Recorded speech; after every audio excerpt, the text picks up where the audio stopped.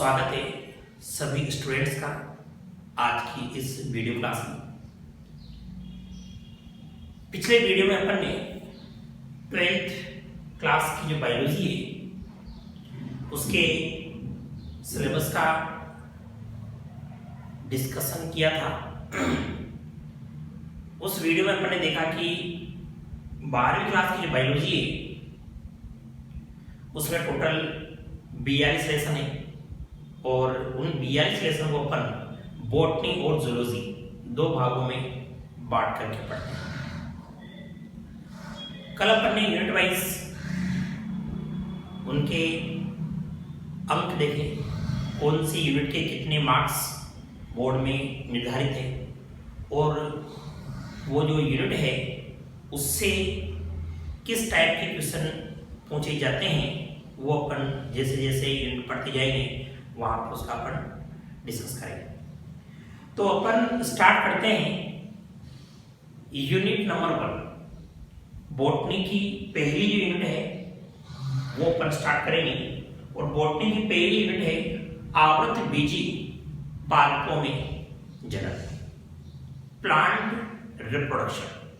आवृत बीजी पादपों में जनन, ये जो यूनिट है आवृत बीजी पादपों में जनन, इस यूनिट में 4 लेसन अपन डिस्कस करेंगे। यानी यूनिट जो है उसका नाम तो क्या है, यूनिट नंबर जो 1 है जो अपन यहां डिस्कस करेंगे, यूनिट नंबर 1 आवृत बीजी पादपों में जनन। आवृत बीजी पादपों में जनन। ठीक,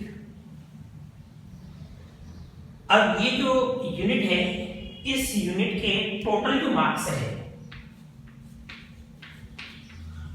टोटल जो मार्क्स है वो है 4।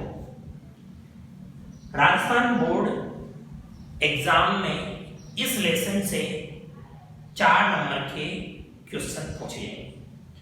अभी 4 नंबर के क्वेश्चन होंगे तो इनमें एक क्वेश्चन जो होगा वो तो है 1 मार्क्स और एक क्वेश्चन जो होगा वो रहेगा 3 मार्क्स। ठीक है, ये है इस यूनिट की स्कीम। जब राजस्थान बोर्ड में आपके 56 नंबर का पेपर होगा तो उस 56 नंबर के पेपर में इस यूनिट में से 2 क्वेश्चन पूछे जाएंगे। एक क्वेश्चन 1 नंबर का होगा और एक क्वेश्चन 3 नंबर का होगा। ठीक, टोटल हो गया आपके 4 नंबर। अब अपन इस यूनिट के अंदर 4 जो लेसन है वो देखते हैं कि वो कौन कौन से हैं। तो लेसन नंबर 1, लेसन नंबर जो 1 है वो एक तरह से इंट्रोडक्शन है, यानी कि आवृत बीजी पादपों में जनन। आवृत बीजी पादपों में जनन। तो यहां पर अपन अलैंगिक जनन डिस्कस करेंगे। इसके अलावा लैंगिक जनन का परिचय पढ़ेंगे और कायिक जनन।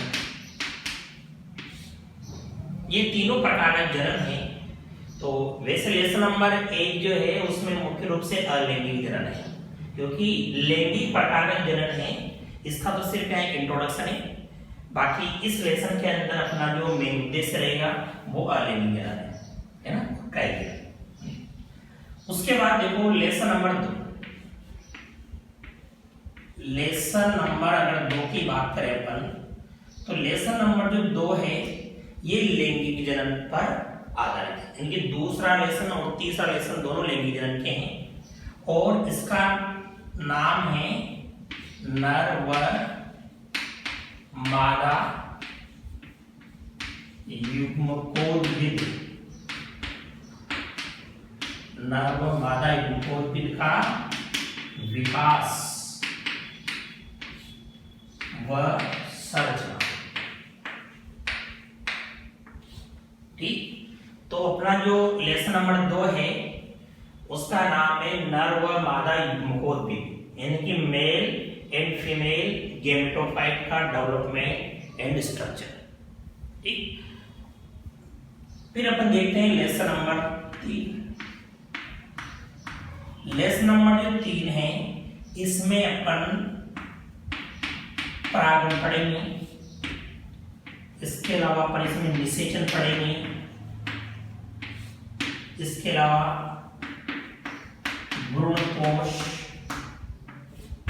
व भ्रूण का विकास। लेसन नंबर जो 3 रहेगा उसमें अपन परागण किस तरह से होता है, कौन कौन से प्रकार है, फिर निषेचन किस तरह से होता है आवृत विधि पादपों में, भ्रूणकोश कैसे बनता है, भ्रूण कैसे बनता है, ये सब अपन लेसन नंबर 3 में डिस्कस करेंगे। उसके बाद आता है अपने लेसन नंबर 4। लेसन नंबर 4 है इसमें अपन पढ़ेंगे जनन की विशिष्ट विधियां, जनन की विशिष्ट विधियां। ठीक, तो ये अपने इस यूनिट के 4 लेसन हैं। पहला जो लेसन है उसमें अपना उद्देश्य रहेगा अलैंगिक जनन पढ़ना, क्योंकि ये जो 2 लेसन है ये दोनों लेसन लैंगिक जनन के लेसन हैं। ठीक, तो नर व मादा युग्मकोद्भिद का विकास और संरचना इसमें पढ़ेंगे। फिर उसके बाद परागण है, निषेचन है, भ्रूणकोश है, भ्रूण का विकास इसमें पढ़ेंगे। और लेसन नंबर 4 में जनन की विशिष्ट विधियां पर डिस्कस करेंगे। ये जो लेसन है ये आपके 12वीं क्लास के लिए तो इम्पोर्टेंट है ही सही, लेकिन जो बच्चे नेक्स्ट ईयर नीट का एग्जाम देना चाहते हैं तो वो बच्चे भी इस लेसन को नीट के हिसाब से भी पढ़ें, क्योंकि आपके लिए मैं इसके ऑब्जेक्टिव जो क्वेश्चन है वो नीट लेवल के और इसकी थ्योरी है नीट लेवल की वो भी पीडीएफ फॉर्म में प्रोवाइड कराऊंगा।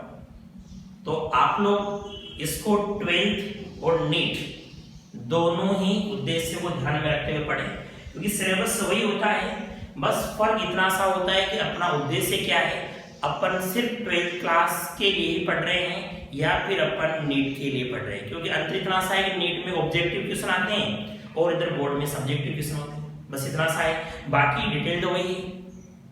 मैं आपको उसी लेवल से पढ़ाऊंगा जिसमें आपकी नीट भी क्लियर हो जाए और 12वीं क्लास भी क्लियर हो जाए।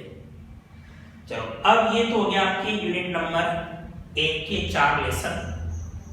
अब राजस्थान बोर्ड में जो क्वेश्चन पूछे जा रहे हैं, क्योंकि एक तो अभी 2020 का पेपर हुआ और एक इसके पहले 2019 का पेपर हुआ, तो दोनों वर्ष में जो पेपर आए अगर उनका विश्लेषण करें अपन तो क्वेश्चन बहुत इजी आ रहे हैं। एक क्वेश्चन 1 नंबर का आया है, इस साल भी आया, और लास्ट ईयर जो आया वो भी 1 नंबर का क्वेश्चन आया था। तो वो 1 नंबर का क्वेश्चन एक तो लेसन नंबर 1 में से पूछ लिया उन्होंने, और एक जो आया 3 नंबर का वो इसमें से पूछ लिया। इस साल जो आए 2 क्वेश्चन, तो उनमें से एक क्वेश्चन जो था वो इसमें से था और एक क्वेश्चन जो है वो इसमें से था 3 नंबर का। ठीक, तो इस तरह से 1 नंबर वाले क्वेश्चन को जो पहले साल क्वेश्चन आया 2019 में, उसको इसमें भी काउंट कर सकते हैं और जनन की विशिष्ट विधियों भी काउंट कर सकते हैं। वैसे वो सब आपको मैंने पेपर डाल दिए ओल्ड पेपर के नाम से वेबसाइट पर, वहां पर आप लोग देख लेना कि कौन कौन से क्वेश्चन आए हुए हैं। ठीक, अब अपन शुरुआत करते हैं लेसन नंबर 1 की।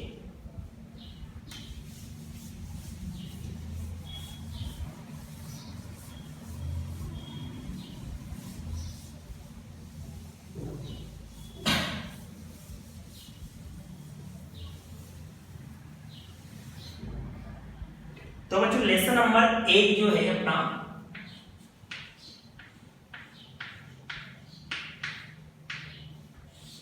जिसका नाम है आवृतबीजी पादपों में जनन, और इस लेसन में अपन अलैंगिक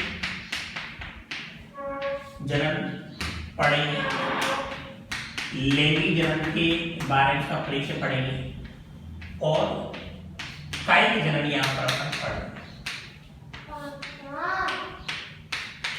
ठीक है, अब देखो सबसे पहले अपन इस लेसन का इंट्रोडक्शन करते हैं। इंट्रोडक्शन, तो इंट्रोडक्शन क्या है? अपन पढ़ रहे हैं यहां पर आवृत्ति बीजी पादप। आपको याद होना चाहिए कि आवृत्ति बीजी जो पादप है ये सबसे उच्च श्रेणी के पादप है। जब अपन टैक्सोनॉमी पढ़ते हैं 11वीं क्लास में, तो सबसे निम्न श्रेणी के पादप है वो होते हैं शैवाल। शैवाल के बाद में ब्रायोफाइट आते हैं, ब्रायोफाइटा के बाद टेरिडोफाइट आते हैं, टेरिडोफाइटा के बाद जिम्नोस्पर्म आते हैं और जिम्नोस्पर्म के बाद आते हैं फिर एंजियोस्पर्म।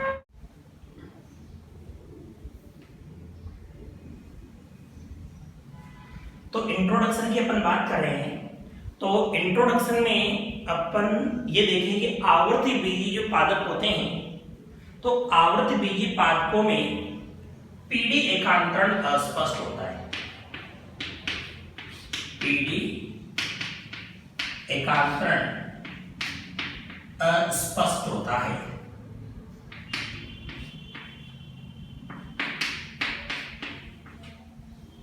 ठीक, अब पीडी एकांतरण क्या होता है पहले तो ये समझिए अपन। देखो, एक तो होता है द्विगुणित अवस्था और एक होती है अगुणित अवस्था। इसको अपन 2n बोलेंगे और इसको n बोलेंगे। अब जैसे जो आसपास आपको पेड़ पौधे नजर आ रहे हैं, जैसे कि नीम का पेड़ है, ये बबूल का पेड़ है, या आम का पेड़ है, या फसलीय पादप है, गेहूं है, मक्का है, बाजरा है, जो भी है, ये सब अपने आसपास वाले जो पादप है ये सब आवर्त बीजी पादप है, एंजियोस्पर्म प्लांट है सब। अब ये जो आवर्त बीजी पादप जिस रूप में आपको दिखाई दे रहे हैं, ये इनकी द्विगुणित अवस्था है। द्विगुणित अवस्था है, और ये द्विगुणित अवस्था है, तो ये द्विगुणित अवस्था इनके अंदर मुख्य पीढ़ी कहलाती है। क्योंकि अपन देखते हैं कि जब ये जो आवर्त बीजी पादप उगते हैं, जब इनका अंकुरण होता है बीज से और इनका जीवन काल जब समाप्त हो जाता है, तब तक अधिकांश समय तक आपको ये मुख्य पीढ़ी ही दिखाई देती है। इनके अंदर ये जो अगुणित अवस्था है, ये हास्यिक अवस्था होती है। ठीक, जैसे आपने नाम सुना होगा परागकण अगुणित होते हैं, और ये जो परागकण है जो अगुणित है, यही है इसकी गैमेटोफाइट पीढ़ी, युग्मकोद्भिद अवस्था। और ये जो है द्विगुणित पीढ़ी, इसको अपन बोलते हैं स्पोरोफाइट। स्पोरोफाइट, और इसको बोलेंगे अपन युग्मकोद्भिद को गैमेटोफाइट। इसको भी अपन बीजाणुविद कह सकते हैं। देखो, तो अपने कह सकते हैं कि आवर्त बीजी जो पादप होते हैं, इनके अंदर ये पीढ़ी एकांतरण अस्पष्ट होता है। यानी कि अपन यूं कहें कि जो ये पादप आपको दिखाई दे रहे हैं, ये द्विगुणित अवस्था में है, लेकिन इनकी जो अगुणित अवस्था है वो बहुत कम समय के लिए बनती है। और वो जो परागकण होते हैं, यानी वो जो गैमेटोफाइट पीढ़ी होती है, वो गैमेटोफाइट पीढ़ी इस स्पोरोफाइट पीढ़ी पर ही बनेगी और इसी पर निर्भर होती है। इसलिए इसको बोलते हैं अपन अस्पष्ट पीढ़ी एकांतरण। पॉइंट नंबर 2 देखें अपन कि ये जो आवर्त बीजी पादप है, इन आवर्त बीजी पादपों में मुख्य जो पादप शरीर है वो द्विगुणित होता है। मुख्य जो पादप है वो कैसा है? द्विगुणित।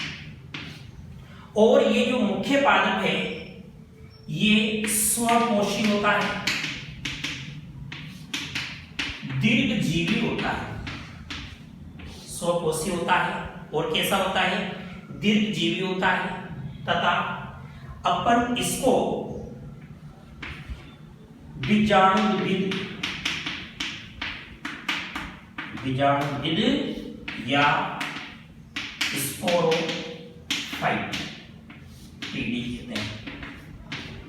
ये जो मुख्य पादप हमको दिखाई देता है इसको अपन क्या बोलेंगे, बीजाणुविद या स्पोरोफाइट पीढ़ी बोलेंगे।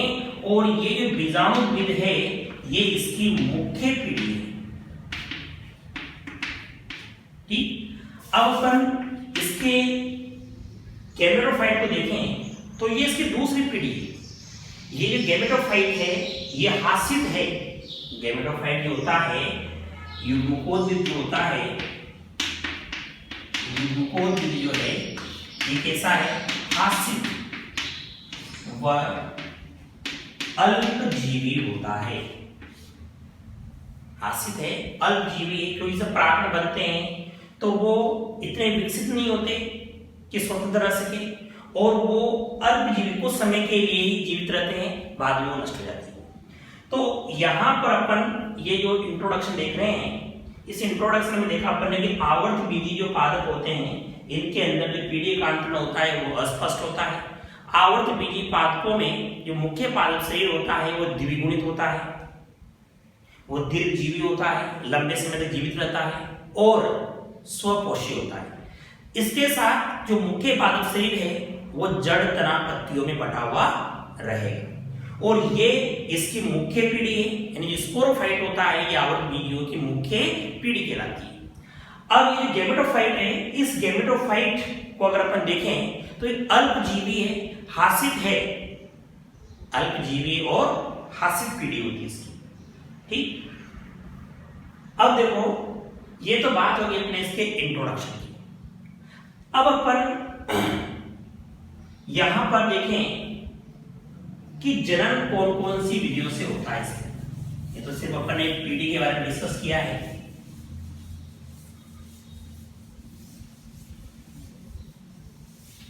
देखो, आवर्तबीजी पादपों में जनन,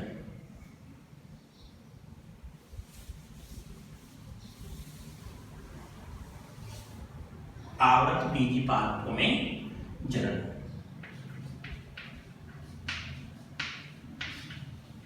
जनन की विधि। तो जब बच्चों सबसे पहले तो अपन ये समझे कि जनन क्या होता है, ठीक है ना, फिर जनन की विधियां देखेंगे अपन। तो जनन एक जैविक क्रिया है। जनन क्या है, एक जैविक क्रिया है।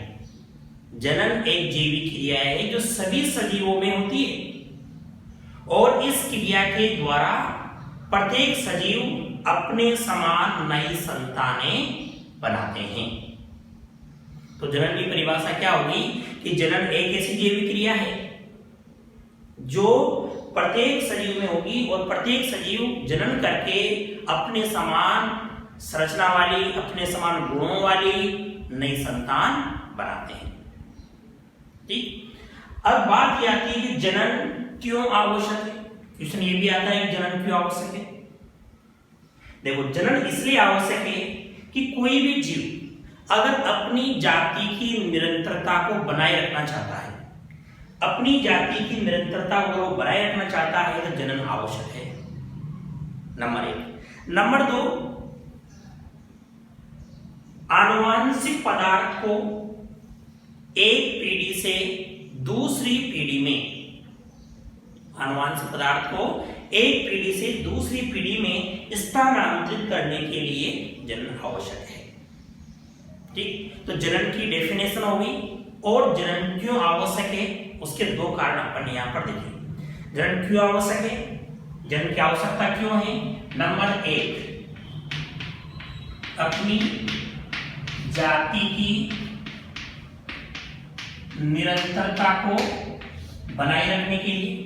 अगर जनन नहीं करेंगे जीव तो उस जीव की जो जाति है वो धीरे धीरे समाप्त हो जाएगी, नए जीव बनेंगे ही नहीं, तो पुराने जीव है जैसे उनका जीवन काल पूरा हो जाएगा तो सब समाप्त हो जाएगा। नंबर 2, आनुवांशिक जो पदार्थ है, आनुवांशिक पदार्थ की वंशागति के लिए, तो उसकी आवश्यकता अपन ने देखी यहाँ पर कि जनन क्यों आवश्यक है, तो वह आनुवांशिक पदार्थ की वंशागति के लिए, जो जब जनन होगा तभी आनुवांशिक पदार्थ एक पीढ़ी से दूसरी पीढ़ी में गमन करेगा। ठीक, अब देखो ये तो हो गई अपने जनन की परिभाषा और जनन क्यों आवश्यक है। अब अपन ये देखें कि आवर्त बीजी जो पादप है उनमें जनन की विधियां कौन सी है। आप तो सीधी सीधी भाषा में ये ध्यान रखें कि जनन के द्वारा प्रत्येक जीव जो है एक नई पीढ़ी बना लेता है। जैसे मान लो कोई भी आम का पेड़ है, ठीक, अब आम के पेड़ पे आम आ रहा है, जैसे अभी सीजन चल रहा है आम का। अब वो जो आम है उसको खाने वाली गुठली निकली, उस गुठली को अपन ने कहीं जैसे फेंक दिया कचरे में या कहीं गाड़ दिया मिट्टी में, तो कुछ समय बाद जैसे बरसात आएगी तो उस दौरान उस गुठली से एक नया पादप निकलेगा, अंकुरित होगा। ये तो आपने देख रखा है।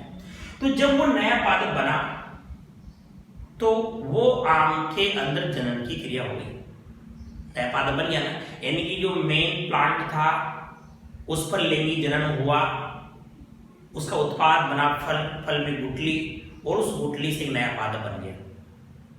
तो ये है जनन। ये पूरी जो प्रोसेस है ये क्या कहलाती है, जनन कहलाती है। अब आवर्त बीजी पादपों में जनन की जो विधियां हैं वो कौन कौन सी है, तो देखो जनन की 2 विधियां हैं, एक तो अलैंगिक जनन और दूसरी जो विधि है वो है लैंगिक जनन। आवर्त बीजी जो पादप है उनमें जनन की 2 विधियां हैं, कौन कौन सी, अलैंगिक जनन और लैंगिक जनन। अपन डिस्कस करते हैं अलैंगिक जनन और लैंगिक जनन को। वो सीधी सीधी भाषा में आपको समझाऊंगा कि जैसे आपने देखा होगा जैसे गुलाब जो होता है, अब गुलाब की अगर अपन टहनी को काट करके मिट्टी में लगा दें तो उस टहनी से भी नया पौधा बन जाता है, बना नहीं बना। अभी अपन देखते हैं जब गन्ना लगाते हैं तो वो जो तना होता है उसको काट काट करके उन टुकड़ों को मिट्टी में रोक दिया जाता है और नए पौधे बन जाते हैं, कोई बीज नहीं। तो फिर ये जो जनन है ये एक प्रकार का क्या है, अलैंगिक जनन। एक तो ये विधि है। एक विधि अपन देखते हैं कि जैसे पौधों पर पुष्प आता है और उस पुष्प के अंदर परागकण बनते हैं, अंड कोशिकाएं बनती है, निषेचन होगा, निषेचन होने के बाद वहां पर बीज बनते हैं और उन बीजों से नेक्स्ट पीढ़ी तैयार करते हैं। तो वो जनन कौन सा है, लैंगिक प्रकार का जनन होगा। ठीक, तो यहां पर अपन 2 तरह का जनन पढ़ेंगे, अलैंगिक जनन और लैंगिक जनन। इस लेसन में लैंगिक जनन का जो सिर्फ इंट्रोडक्शन पढ़ेंगे, मेन अपना जो उद्देश्य रहेगा इस लेसन में वो रहेगा अलैंगिक प्रकार का जनन। ठीक, तो अलैंगिक प्रकार का जनन है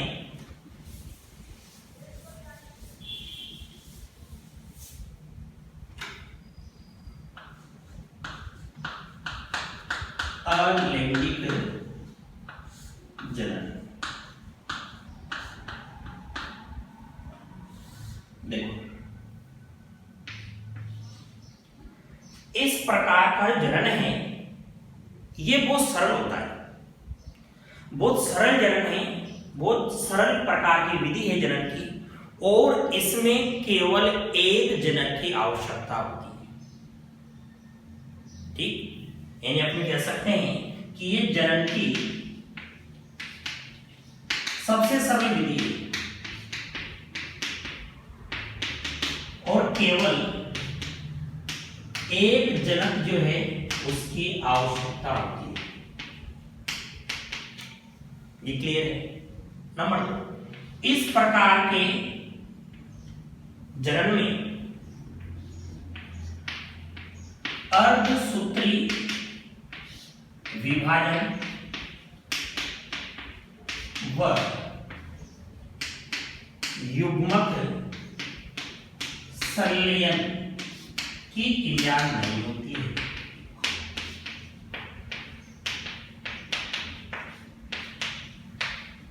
देखो, जब अलैंगिक प्रकार का जन्म होता है तो अलैंगिक प्रकार के जन्म में न तो अर्धसूत्री विभाजन होता है और न ही युग्मक संलयन होता है। युग्मक संलयन का मतलब है नर युग्मक और मादा युग्मक का मिलना। तो यहां पर अर्धसूत्री विभाजन नहीं हो रहा, यानी कि युग्मक नहीं बन रहे। तो जब युग्मक नहीं बनेंगी तो युग्मक संलयन भी नहीं होगा। नंबर 3, अलैंगिक प्रकार के जन्म में केवल समसूत्री विभाजन होता है। केवल क्या होता है इसमें? समसूत्री प्रकार का विभाजन। और आपको याद है, जब समसूत्री विभाजन होता है तो इस विभाजन के द्वारा उत्पन्न संततियां अपनी मातृ कोशिकाओं के समान ही होती हैं। और यही कारण है कि ये जो अलैंगिक प्रकार का जनन है, इसके द्वारा उत्पन्न संततियों को क्लोन कहा जाता है। क्या कहा जाता है? क्लोन। आपने नाम सुना होगा क्लोन का। क्लोन बिल्कुल एक तो बाहर के आकारिकी में भी समान होता है और उसके जो आनुवांशिक गुण हैं वो भी समान होते हैं। तो अपने कह सकते हैं अलैंगिक प्रकार का जन्म होता है, उसमें समसूत्री विभाजन होता है और समसूत्री विभाजन के कारण ही उत्पन्न संततियों में कोई नए लक्षण नहीं आते, इसलिए उत्पन्न संततियों को क्लोन कहा जाता है। क्लोन क्यों कहते हैं, ये भी क्वेश्चन आता है कि अलैंगिक जनन द्वारा उत्पन्न संततियों को क्लोन क्यों कहा जाता है। और उसका भी कारण सुनो, क्योंकि ये संततियां आकारिकी व आनुवांशिकी रूप से जनकों के समान। सबके क्लियर है भाई? अलैंगिक प्रकार के जनन के द्वारा उत्पन्न संततियों को अपन ने क्या कहा? क्लोन कहा। क्लोन क्यों कहा? क्योंकि ये संततियां आकारिकी रूप से और आनुवांशिकी रूप से किसके समान होती है? अपने जनकों के समान होती है। आकारिकी मतलब बाहर से दिखने वाली संरचना और आनुवांशिकी मतलब उसका जीन का संगठन, ठीक, वो अपने जनकों के बिल्कुल समान होता है, वो है क्लोन। तो ये तो बात होगी अपने अलैंगिक प्रकार का जो जनन है उसके परिचय की, कि अलैंगिक प्रकार का जनन एक बहुत ही सरल तरीका है। अलैंगिक प्रकार का जनन होता है, इसमें केवल एक जनक की आवश्यकता होती है, जबकि अपन जो लैंगिक प्रकार का जनन पढ़ते हैं तो उसमें सामान्यतः दो जनक, एक नर और एक मादा, दो की आवश्यकता होती है। अर्धसूत्री विभाजन इसमें नहीं होगा, यानी युग्मक निर्माण की क्रिया नहीं होगी, युग्मक संलयन की क्रिया इसमें नहीं होगी। इसके अंदर केवल समसूत्री विभाजन होगा और इस विभाजन के द्वारा उत्पन्न जो कोशिकाएं हैं वो जनक कोशिकाओं के समान रहेगी। इसके अलावा उत्पन्न संततियां जो है वो क्या बोलेंगे? क्लोन बोलेंगे, क्योंकि ये संततियां आकारिकी और आनुवांशिकी रूप से किसके समान होती है? जनकों के समान होती है। अब देखो, अलैंगिक प्रकार का जनन है, इसको उच्च श्रेणी के जो पादप है, जैसे आवर्तबीजीय पादप है, तो इनमें कायिक जनन कहा जाता है इसको। यानी उच्च श्रेणी के पादपों में होने वाले अलैंगिक जनन को ही क्या कहा जाता है? कायिक जनन या कायिक प्रवर्धन कहा जाता है। तो अपन कह सकते हैं कि उच्च श्रेणी के जो पादप है और ये पादप है, इनके अंदर होने वाले अलिंगी जनन को ही अपन क्या बोलेंगे, कायिक जनन बोलेंगे। तो यहां पर अपन देखें कायिक जनन,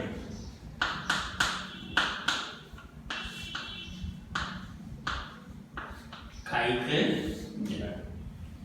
तो कायिक जनन क्या है? पहली बात तो अगर डेफिनेशन पूछें तो कायिक जनन क्या है, तो अपन क्या लिखेंगे, उच्च श्रेणी के पादपों में अलैंगिक जनन को ही क्या बोलेंगे, कायिक जनन।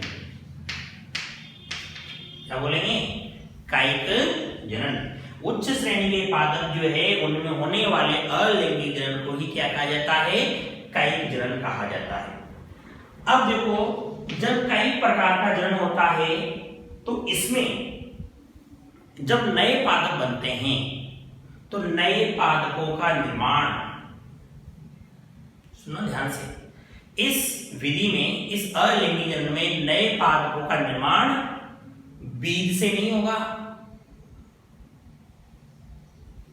तो फिर किससे होगा? बीज के अलावा पौधे के जो अन्य भाग है, पौधे के जो अन्य भाग है, जैसे कि जड़ है, तना है, पर्ण है, पत्र प्रक्रियाएं हैं, इनके द्वारा कई प्रकार का जनन होता है। तो यहां पर अपन देखें कि कई प्रकार का जो जनन है, इसमें पुष्प के अलावा पादप के अन्य भाग लेते हैं। ठीक है, इस प्रकार के जनन में पुष्प को छोड़कर के, पुष्प के अलावा जैसे जड़ है, तना है, पर्ण है, ठीक, इनके द्वारा ये जनन हुआ। अब आता है कि ऐसी संरचनाएं जिनके द्वारा कायिक जनन होता है, वो संरचनाएं कहलाती है कायिक प्रवर्त, यानी कायिक जनन में भाग लेने वाली संरचनाएं कायिक प्रवर्त प्रोपेग्यूल कहलाती है। बहुत इंपोर्टेंट है, यूज में आ जाता है, एनसीईआरटी में पूछा गया है। कायिक जनन में भाग लेने वाली जो संरचनाएं पादप की, उन संरचनाओं को क्या कहा जाता है, कायिक प्रवर्त। जैसा कोई कह सकते हैं कि जैसे तना है, ठीक है, अब इस तने पर जैसे मान लो ये गन्ने का तना है, अब इसमें आपने देखा होगा कि जो संधियां होती है, यहाँ पर इस तरह की एक कलिकाएं होती है, कक्षस्थ कलिकाएं बोलते हैं, और इन्हीं कक्षस्थ कलिकाओं से नए पादप का निर्माण होता है। तो ये जो संरचनाएं हैं, इन संरचनाओं को क्या कहा जाएगा, कायिक प्रवर्त कहा जाएगा। ठीक, अब अपन ये देखें कि कायिक जो जनन है, इसकी कौन कौन सी विधियां हैं। तो कायिक जनन एक होता है प्राकृतिक और एक होता है कृत्रिम। दो तरह का कायिक जनन है, प्राकृतिक कायिक जनन और दूसरा कौन सा है, कृत्रिम प्रकार का कायिक जनन।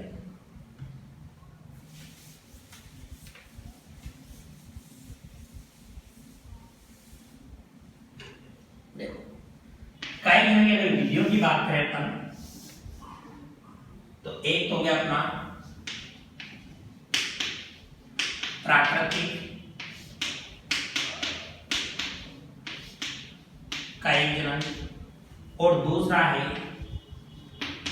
कृत्रिम कायिक जनन।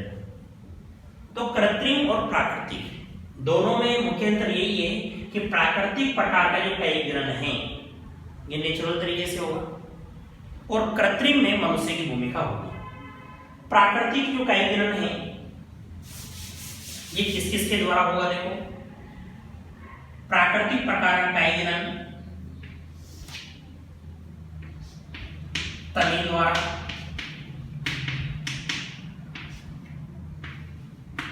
जड़ों द्वारा, पर्ण द्वारा और पत्र पत्रिका बुल्ली के द्वारा। और इधर कृत्रिम जो कई गिरण है इसमें एक तो अपन तने को काट काट के लगाते हैं कर्तन,